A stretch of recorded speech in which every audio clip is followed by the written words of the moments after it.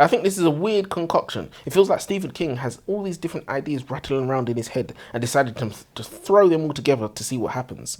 Reading this is what I imagine being a woman feels like. In a bukkake, getting her face painted. It's like, too much. Well, let me not say because I don't, I don't want to be on record agreeing with that statement. So, the king is back on his throne. Perhaps the most celebrated and revered author of the 21st century, Stephen King has a rich CV of works, including It, featuring Pennywise the Clown, Pet Sematary, Skeleton Crew, and of course, You Like It Darker. And now he's back to stunt on these hoes with Never Flinch. Let's fucking go. You know, despite Stephen being such a household name, pause this video right now. Go and read Never Flinch by Stephen King. And when you've read it, you can join us for the discussion. Or you can join us anyway, because we're going to tell you all about it. My name's Elijah. And I'm Joseph, and welcome to the Aisha Library. Yeah, I've barely read any of his books. We haven't read any of his books. You Like It Darker. Apart from one, yeah. You Like It Darker. Literally. No, I just mean for life. That's what I'm talking about. Birth to death. That's what I'm talking Birth about. to now, sorry. Literally. Birth to death. Literally, yeah, no, we haven't sampled any of his work. I mean, I've seen it, but yeah, the exactly. movie. Yeah. I mean, who hasn't? Yeah. So what did you think of the book? I wasn't a fan, to be honest. I wouldn't say at all, but as much as I bigged up I'm not baiting Stephen you King. to No, I know. yourself. But as much as I bigged up Stephen King just now in the intro, I honestly was just not, like I said, he's going to stunt on these hoes, and he didn't stunt on the hoes for me. Yeah. But do you know what made me super not excited, but I was expecting this to be a banger because of You Like It Darker, because he put bits of brilliance. He sprinkled brilliance into that book. It wasn't everywhere. If he could expand on just one of those. If he could just expand on it, he's gonna cook. Yeah, because he cooked anyways, to be fair. You Like It Darker. Yeah, but, so I don't think he cooked in this book. Is it worth the read? I wouldn't say. Wow, it's not even worth reading. I wouldn't say so. What I would say is there's components in his book that show how great of a writer he is. For sure. He knows what he's doing. He's actually got a formula. I just didn't like what he did. Yeah, I just didn't like what he cooked. Yeah. That's literally it. He's a good chef. That's it. Yeah. He's a good chef. He cooked a Michelin-star meal. I just didn't like it. 100%. You give me fish and chips any day. I'm telling you, sometimes give me street food, bro. Yeah. He's trying to do that, artsy fartsy thing. Yeah. Let's get into it. I think you said you got 5. No, I've got 5 of the other. Okay. I've got 4. All right. Well, I'll go first then because I've got 2. No, I've got 4. I thought I had more. All right, I had 4. All right, I'll go first. First thoughts of this book, and I'm really struggling to get into it. There are so many characters for us to immediately digest. Barbara, Holly, Kate, Isabel, for example. The problem is these are the main characters in their respective stories, and then we also have the side characters to get a hold of too. This is something that I struggled with the whole book. I mean, even at the end of the book, when Jerome, or was it Jermaine, came out of nowhere to save the day. Did you find the amount of characters too much or confusing, or was you okay with it? For sure. And the amount of characters is never something that I've hyper-focused on so much until I heard you say it. No, I heard you say it on the podcast. I don't remember which one you first said it on, but you always say definitely a Richard Osman one. Definitely yeah, Richard I Osman. mean, to be fair, that would make sense. But like ever since then, I'm always like very critical of how many characters I'm just speaking the truth. I genuinely struggle when there's too much going on. It's not like I can see these people. Yeah. I want to say that I loved the entries from Trig, the serial killer. Stephen King didn't feel the need to make his serial killer the stereotypical bloodthirsty maniac. He was just a normal guy carrying out a plan which he believed would restore justice. It was fascinating to see how Trig carried out his murderers. They weren't over the top, bloody or gory. He was almost like a professional hitman carrying out work that he was paid to do. It begs the question, if guns were not legal or accessible in the USA, do you think Trig would have been capable of being a serial killer? Pulling the trigger is a hell of a lot easier than getting your hands dirty, I assume.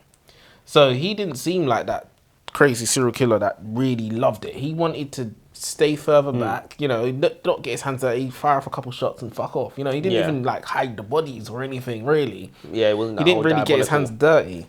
I put in my notes, fucking hell, he killed a pastor.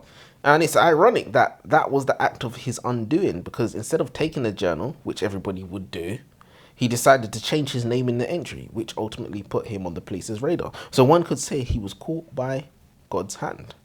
Literally. And very poetic. There's one thing, maybe this is a bit nitpicky, but I think Stephen King should have had Trig ripped the page out of the journal, then the police could have worked out that the serial killer's name was Trig from the imprint of the pressure of the pen on the next page. Because I didn't like the way that Holly kept saying, something's bugging me about this calendar, but I don't know what it is. Which was obviously teeing up her colleague to figure out that it was that he'd changed the name or whatever. So it was a bit cheesy. Maybe it's a bit nitpicky or whatnot. I suppose. But it's just like, it was just an easy fix, and we didn't need to have Holly saying, something's bugging me about this calendar, and I don't know what it is. It's like, I feel like the people who... This is Stephen King's 6th book with featuring Holly. I didn't know you knew that. Yeah, see? You see what I mean about my allergic reaction? Oh, yeah. Just triggers randomly. You might as well chop it off, mate. But yeah, no, it's his 6th book that features this character, Holly, and the people who follow the series obviously like the character of Holly, and they like how she can think around corners, as Stephen King likes to say, and they like how she's... Something's bothering me about this thing. But that's an example of what they mean when they say thinking around corners, like seeing things that aren't necessarily there, seeing things but not seeing things. Sixth sense sort of thing, you know, sort of like Sherlock Holmes kind of thing, but less technical, more just feeling it. Because you know Sherlock Holmes is very impressed methodic. That you've done your research and you know that it's the 6th or 7th book. I think this is the 7th one. Oh, is this the 7th one? This one might be the 7th Oh, yeah, okay, I think you're right. But yeah, no. Holly Gibney is a private investigator and one of King's recurring characters. When an unknown criminal threatens to kill 13 innocents and 1 guilty, Detective Izzy James calls in Holly to help solve the case.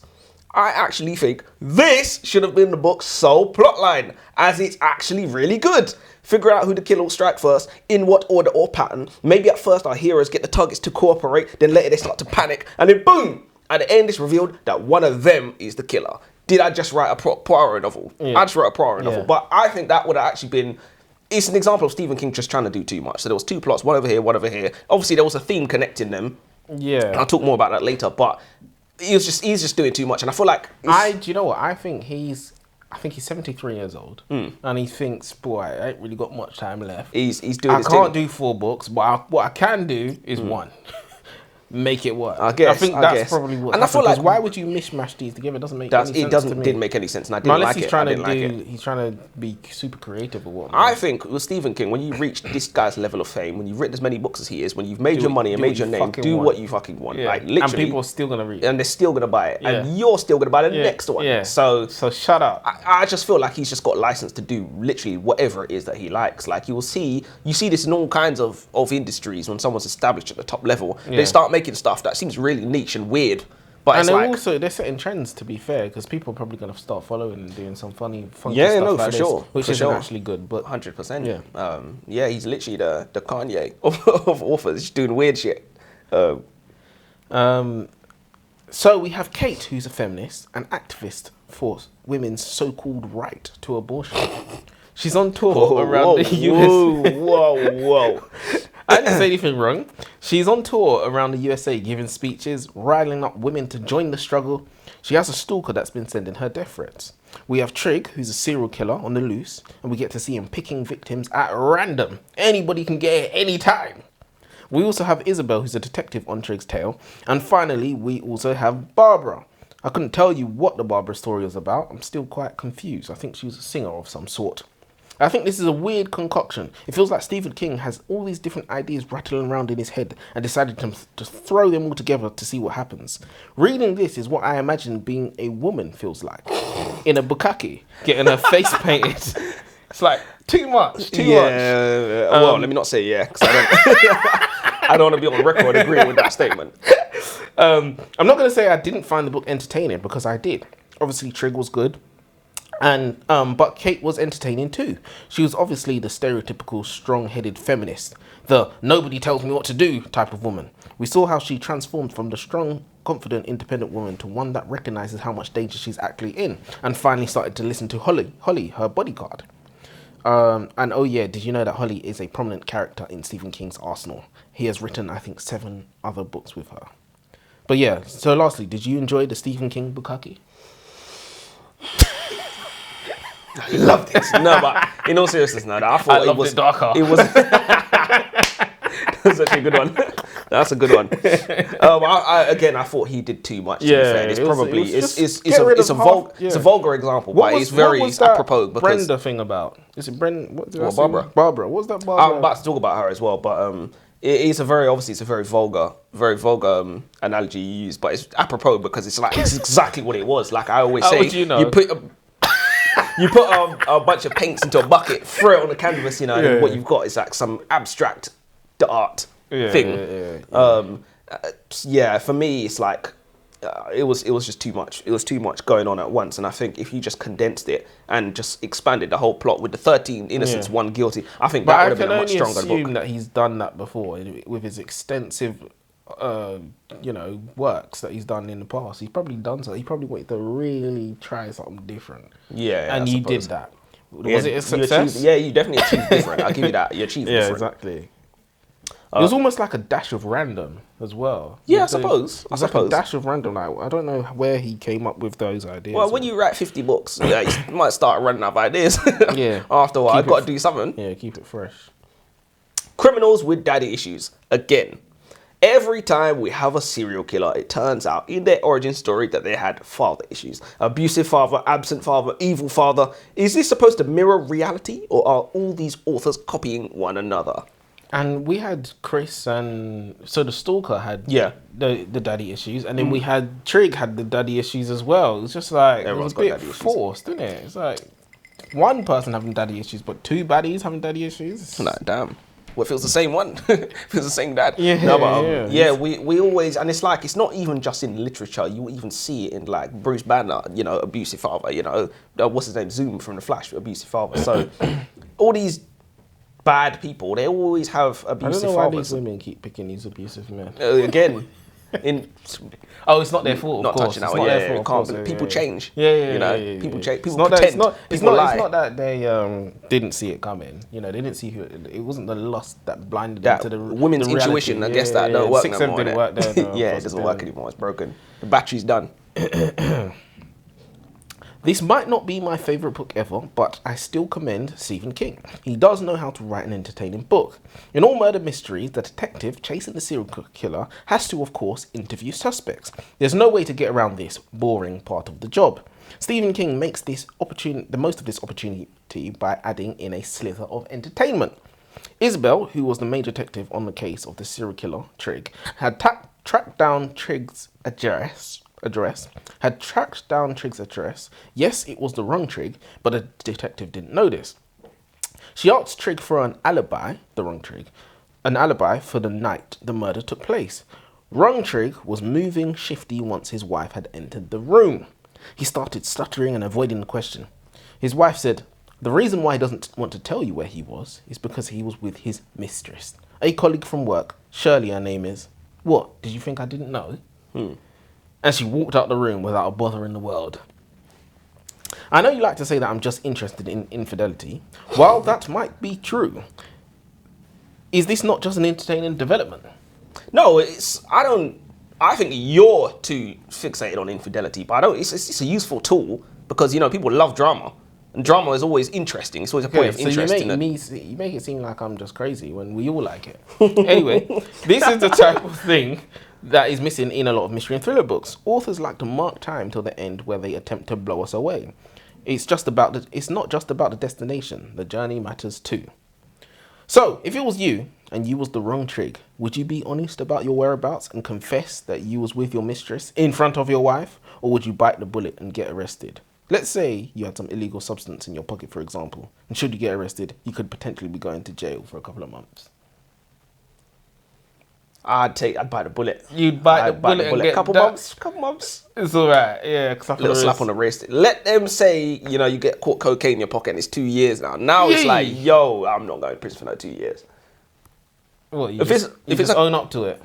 Yeah, I'll just say, if you're over. Yeah, I'd have to. But you might not survive. I just feel like 2 years. Yeah, I'm telling you, bro. Even if you do come out, you could be a different person. You will be a different person. You might not be sitting the same, walking the same. Who knows? Yeah, if it's a couple months, I'd bite the bullet. You man said you might not have a mistress anymore. You might be the mistress. You might be the mistress. Yeah, real talk. Damn, that's tough. That is tough. Gosh. But yeah, I'd probably bite the bullet if it's a couple months, risk it. It's not even certain I'm going to jail for the couple months as well. Let's bear that in mind. I'm only getting arrested. But if there's a possibility that it could be anything longer than like 4 months, I'm like, nah, 4 months come on. is still a long time. 4 months is a very long time. Like, It's not what it is. For me, 4 months inside. Yeah, in context, later. it's a long time. In context, it's a very long time. later. Like, with the context, they say you're going to prison for 4 months. It's a long time. If they say, you know, you've got 4 months to live, that's not a long time no more. Yeah, Do you know what I mean? So, based on the context, it is. I got one more. Book's boring me, to be honest. It's really slow, and characters like Barbara don't really serve a purpose beyond existing to get the word count up. Uncle Steve, do better, man. Barbara had she was always there. Zoned out. Yeah, I'll start skipping her chapters. I'll start skipping her chapters because I was just like, you're actually not serving a purpose here. I didn't really get that. But you was bored because I I was found bored. Kate's, rise to power interesting as she was going from city to city and giving speeches and this, that, and the other. I thought she was I wouldn't say she's a different character, but it's not a character that gets written about. Obviously, we see the feminists in society and whatnot, but it's not somebody that gets written about. So I thought it was quite interesting. It was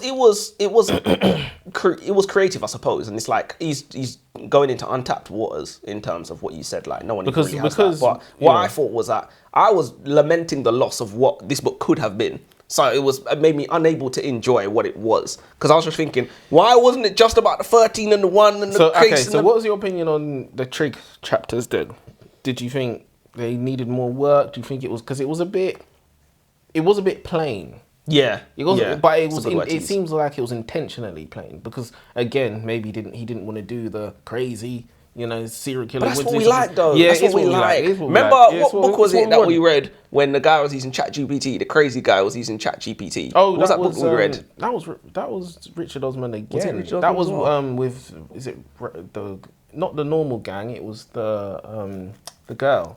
Not the Thursday Murder Club, the other one. There was We Solve Murders. Yeah, it was We Solve Murders. Yeah. Oh, it was We Solve Murders. Yeah, it was We Solve Murders. Yeah. That was brilliantly done. And I think another thing, obviously. Not the book, but that. Yeah, no, I'm just talking about him. And then obviously Danny Coughlin's Bad Dream. Remember the police officer. That's what we want. We don't want a plain serial killer. What's the point? That's another thing. This is another time he's done the crazy baddie who's kind of going insane or whatnot. But yeah, no, because we expect so much from you, sir. Yeah. He's raised the bar so high. Yeah, you raised the bar, and then this is just not it, really. 100%, it was not it. But listen, this is what we want. Sometimes an old favourite is a favourite for a reason. You write Billie Jean, you don't sing it once. And it's funny as well because I was meant to say to you that I told you what I'm starting to write myself, and what I was going to say to you is before reading this book, I thought to myself, well, this is going to tell me if I can continue writing or if I should give up. Because Stephen King, who's supposed to be one of the best, is writing a serial killer book. This should make me want to give up. And all it's made me want to do is do it more now. But that's the one thing I would say about doing this podcast is like all the books that we've read, I've actually thought, I've got this in the bag. Yeah, I've got this in the bag. And I hope other authors aren't thinking this. No, real talk. They're all gonna be. But I'm just thinking, I've got this in the bag. Because from Funny Story is a bestseller. I'm like, what? Come on, that was not a funny story at all. Yeah. I didn't smile not one time. You get a phone call, and the person says, "I have your assistant bound and gagged. If you don't come and meet me, I'll put a bullet in her head. If you come and meet me, both of you can walk away." Now, let me tell you what would happen in real life if anybody got that call. Shoot her. I'll get another assistant. Oh, no. It's only Joseph. You'd be doing me a favour. We don't negotiate with terrorists. What you wouldn't do is comply with the demands. That's just stupid, surely. Yeah. And then we had Holly risk her life trying to infiltrate this hostage site where Trig, the serial killer, had 4 women tied up. Kinky. I didn't know what I was supposed to be feeling while reading this scene. Tension? It was tension, all right, in the waistband of my boxers. But yeah, I didn't get why Holly gave a fuck if Kate had a death wish. She's a bodyguard, not a superhero. She should have called the police. But of course, that wouldn't have made for an interesting read. So in the end of the day, the bad guy gets got and the good guys prevail, of course. I don't know what the hell was up with the softball game that got so much screen time in the end of the book. Made no sense at all.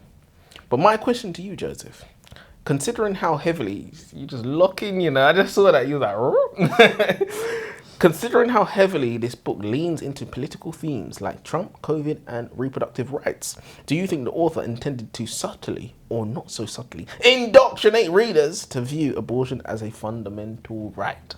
For sure. Because that for was once, so much For of a- once, I'm actually going to say, yeah, this was It was like a political agenda, this book. Not only was, it was, for sure. And the reason why I'm going to say definitely is because Stephen King, this guy don't do things by accident. Like, we know this guy's He knows what he's doing. we know this guy's heard- established. He's established, like. Yeah, people saying he's a Democrat or something like that. I know, when you get to a certain level. He's pro-vaccine. Yeah, when you get to a certain certain level, they always use their fame. Agents. Yeah, no, they always use their fame as a platform for they wanna political. change lives. They wanna change the world. They want to go beyond just They writing want a books now. legacy. Now I want to be a celebrity. I want to be like an icon. And it's like J.K. Rowling. You see J.K. Rowling now using her fame as a platform to now slap down all the trans people. We see her getting cancelled multiple times for it. It's only making her richer, unfortunately, for them. Yeah. But well, Stephen King. Yeah, I think that's a poopy sure. thing for you to do. For sure. Because Listen, look, we had Holly keep saying, "This is poopy. That's poopy." So, Listen, for me, I don't really have a opinion on abortion anymore. I'm not gonna have one, obviously, but you're not allowed to have one because you're a man. Well, to just assume my gender. Who knows? Do you know what I mean? Foot in mouth moment. But so I don't really have an opinion on it anymore. But there are lots of people who do, and obviously, you know, it's a very sensitive topic. In terms of half the people think there's only one way to proceed with the topic, and the other half think there's only one way to. It's a good thing we're not going to say our views. So, what did you think of the book in terms of what would you rate the book out of 5? This is Stephen King. Yeah. Because I know Realistically, if it wasn't Stephen King, we know where we would be rating the book. I'm probably still there. Yeah, I know you're still there, but you're still not as much. Surely. I'm gonna give it a 1. Oh, 1! I'll give it a You're 1. taking the I'll piss. give it a 1. 1 is bad. You think 1's bad? You gave a Briar Club 1. Okay, 2. All right, 2. All right, I'll give it a 2. I was actually more harsh because it's Stephen King. I think it's a 1. I think it's a 1. I'm gonna be honest. I think it's a 1. I'm gonna be honest. I think it's a 1. I just think it was such a missed opportunity. I would give him a 2 because of the bits with Trig. You see where, remember, Trig, he ticked all the boxes. He gave us the POVs. He committed murders. Trig nearly got caught by a police officer who pulled him over with alcohol. And he said, boy, if you don't swerve anymore, you can go straight home. We had Trig go to kill a girl, and for some reason he changed his mind and let her go. So we got the suspense there. So the Trig aspect, it needed polishing in my opinion, but it had all the components. So for that reason, I'm going to give it a 1. No, Can you imagine after all of that? Yeah. No, I give it a 2. Because I thought Kate was very interesting. 2 is probably fair. It was just some components. I don't know what the hell you were doing. Yeah, I just don't think the book was going anywhere in terms of the plot. It was all over the place. There's too much going on. Like, I want to focus on I want to have a very clear idea of what the plot is and like where the author wants to take me. Yeah, especially with the Kate, we wouldn't know what the hell. It was like we're just there for the ride. Just again, like you said, too many characters. Barbara, then I'm skipping chapters. From I'm skipping chapters, you can't be more than a 2, realistically. So I think 2 is probably fair. It was a bit of a slow burner as well. Yeah, I'm gonna stand on business and stick at 1. To be fair, I'm gonna stand on business. Sick. It's what it is. You're 1. I'm the 1. All right. Oh, nice. Thank you very much. But yeah, all right. I think I've got one. I've got one more. Oh, you got one more? Yeah. I thought we were done. No, I've only done 3. The angle of feminism and bodily autonomy was good. It was something I was actually looking forward to. But the idea that Holly is getting work as a bodyguard instead of Tyrone and Darius is laughable. A bodyguard can only respond to so many threats and should therefore be as visually intimidating as they are capable. Bodyguard should be a deterrent. So nobody's hiring an aging private investigator to be the female private investigator, bearing in mind, to be a bodyguard. You're gonna hire Tyrone and Darius. You're gonna hire 2 big black guys that look like they're gonna knock your head off. That's what you're gonna do. You don't even want to try them. Like bouncers. When the last time you saw a tiny female bouncer? Well, nowadays you get them, you know. No, you get them. Like even they're there to feel up the women. Oh, sorry, search yeah, the yeah. women. Yes. No. Yeah, there's such cool. That I understand. That's an interesting concept, But not the main man. like the main man, you know, it's not the Tyrone. main- You know, it's Tyrone there. Because Six. as soon as you see him, you know I ain't causing no problems. Yeah, it's long. It's like if I'm a bodyguard, I can only respond to so many threats. I can fight one, maybe two people, Yeah. but as a deterrent, I can stop way more threats because like loads of people look and none of them want it. You want them to have the thing. Yeah. You know, with the card. the wristband. with the thing with you the see card the in there. wristband, you're like, nah, it's long. Sleeves rolled up with all of that. It's man. long. I want Especially all of that. extra points if they're bald. Come on, that goes without saying. That goes without saying. He's hard. That's what that means. All right, well, since we've done all the rest of it, we'll just Yeah. go finish with quote of the day because we've already said what we think of the book. All right, go on when you go first. Quote of the day. Obstacles can't stop you. Problems can't stop you. Most of all, other people can't stop you. Only you can stop you. That's good. As soon as you started, I knew where it was going, but it's still a good quote. It's still not that I've heard it before or anything. Yeah, but I just no, knew but where you was know, gonna go. It is a good quote. True as well. Yeah, of course. Quote of the day.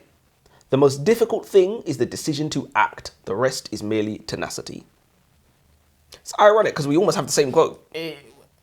Yeah, no, it's quite similar. I don't. It's What, you don't agree? no, I don't agree. You don't agree? I get the message, but I Yeah. don't think the hardest thing is the start. What do you think the hardest thing is? To keep going. Starting's easy. People start loads of shit, but they What never is- finish it. It's not. She didn't say starting. By the way, you just said she's that Amelia Earhart quote, but she didn't say start. She said the decision to act. Is the hardest part. Yeah, the decision to act, which I Well, think is hope different from that's true. starting. Well, okay. I hope that's true because then the rest is easy. Didn't say that part either. I didn't say that either. All right, Bloody hell. it's time Looks to nice, end. innit? It's time to end. Till next time. Till next time. Yeah, it's a proper screen, isn't it? Let me open the door quickly though, just to get a little bit of a. Jesus, it's boiling there. Yeah, and it's not even hot. Can you imagine? We get cooked. Well, yeah, now the screen's dirty, isn't it? Yeah, nah, bro. In colours. Then. All right, so now. Oh yeah, no, I didn't see all of that. I've never even seen all of that. A proper big this guy. Yeah, nah. I just saw Why is it something going in to? the It corner. shouldn't Man. even go to sleep anyway. I big this guy out. This Stephen So King now guy we can out. do the good book.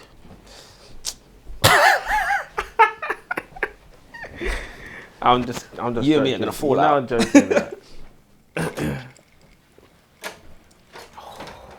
We're gonna fall out, you and me, about the good book. Ain't the Bible. It's the only good book I know about. That's blasphemy.